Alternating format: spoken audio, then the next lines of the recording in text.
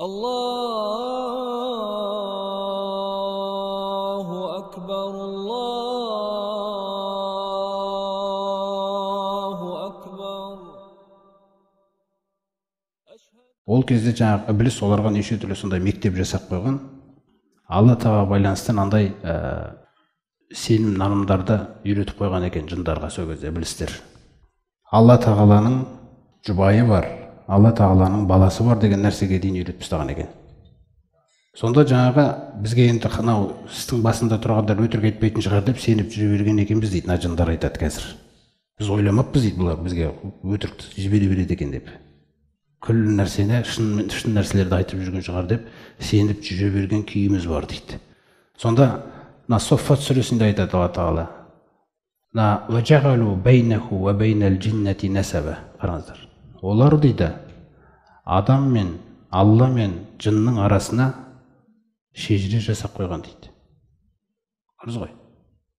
Осындай нәрсені жасап қойған. "Валақад алиматил джиннату иннахум ламухтарун". Бірақ жындар білген еді ғой, о баста білдірілген еді ғой, қиямет күні Алланың алдына есепке келетін нәрсесіңдер тек деп.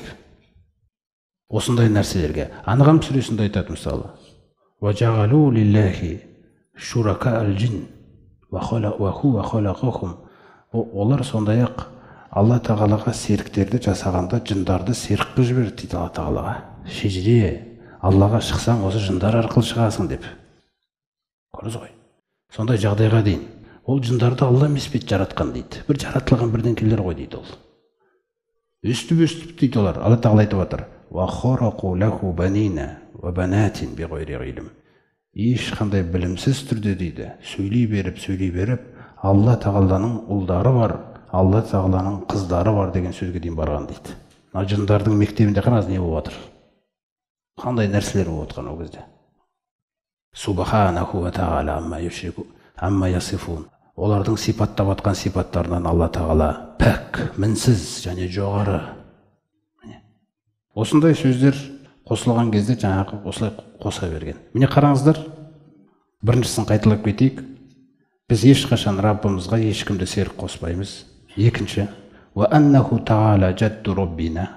Раббымыздың қадірі жоғары, биік екен ғой. Қараңыз, қадірін енді түсіндік қой. Мәттахоза сохибата валада. Жұбай да алмапты ғой, бала да алмапты ғой дейді. Мысалы қоғамда, мейлі жындардың қоғамында болсын, мейлі адамдардың қоғамында болсын, сондай бір ақ көңіл адамдар болуы мүмкін екен. Оларға әйтеуір біреу осындай деп шындық айта берсең, соны шын деп жүре береді екен ол. Сосын қырын кеп оның алдына кеп өзінікін сөйлегенде масқара, біз не істегенбіз дейтін адамдар бар екен. Қателігін мүлде мойындайды. Сондай жындарды айтып отыр да міне. Не істегенбіз біз деп. Алла тағаланың қадірі өте жоғары екен ғой, зор екен ғой. Біз мүлде не болса соған сеніппіз ғой біз. Жұбайы бар, әйелі бар деп айтыппыз ғой деп отыр. Алла тағала Анғам сүресінде айтады: "Аузу биллахи минаш шайтанир раджим, бадиғус самавати вал ард". Ол көктер мен жерді қараңыз, жаңадан жаратқан дейді. Ондай болмаған дейді бұрын. Бадиға деген есімі бар Алла тағаланың. Міне, жаңадан, жаңа бейнеде жаратқан. Ондай нәрсе болмаған еді дейді да. Көк пен жерді солай жаратқан. Анна якуну лаху валад. Қалайша оның баласы болсын дейді. Валам такун лаху сохиба. Ол өзіне ешқандай жұбайды алмады ғой дейді. Балаға түсіндіргендей түсіндіреді. Өйткені адам ертегілерге сеніп кеткеннен кейін, ертегі дегенді кімге оқимыз біз? Біз ертегілерді кішкентай балаларға оқимыз. Ал енді үлкен адамдар ертегіге сеніп жүрсе, қалай сөйлесесің онымен? Міне Алла тағала қалай сөйлесіп отыр. Ей, ол баласы қайдан болсын, әйелі жоқ қой деп айтып отыр. Аяттың өзінде қараңыз, ақылыңа қалай түсіп сөйлеп отыр да адамның. Анна якуну лаху валад ва лам такун лаху сахиба.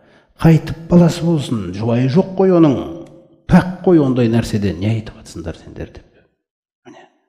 Сондықтан осы негізгі қателіктер бойларынан түсіп қалып жатыр, қараңыздар, санадан. Түсіп қалып орнына жаңа нәрсе келіп жатыр да. Сөзсіз біз Раббымызға ешкімді ешқашан серік қоспаймыз, және Алла тағаланың даңқы, қадірі, мәртебесі өте биік екен Раббымыздың. Онда ешқандай жұбайда, балада жоқ екен, пәк екен ғой, масқара болыппыз ғой.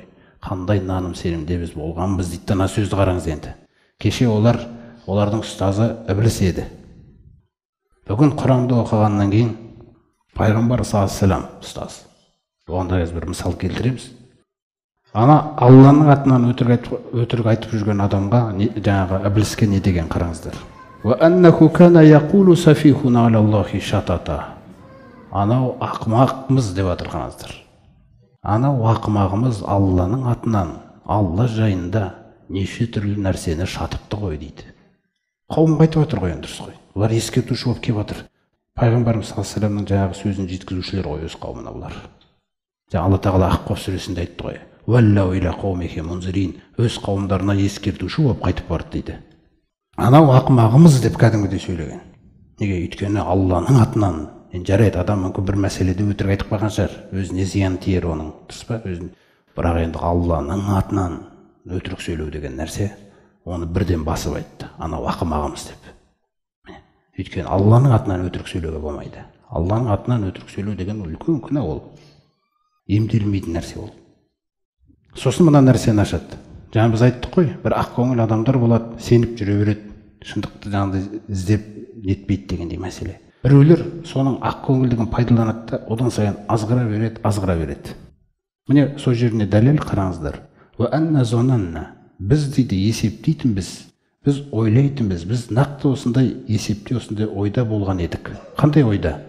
أَلَّنْ تَقُولَ الْإِنسُ وَالْجِنُّ عَلَى اللَّهِ كَذِبًا. Адам да, жын да ешқашан Алла жайында өтірік айтпайды деп сенетінбіз дейді, біз ойлайтынбыз дейді.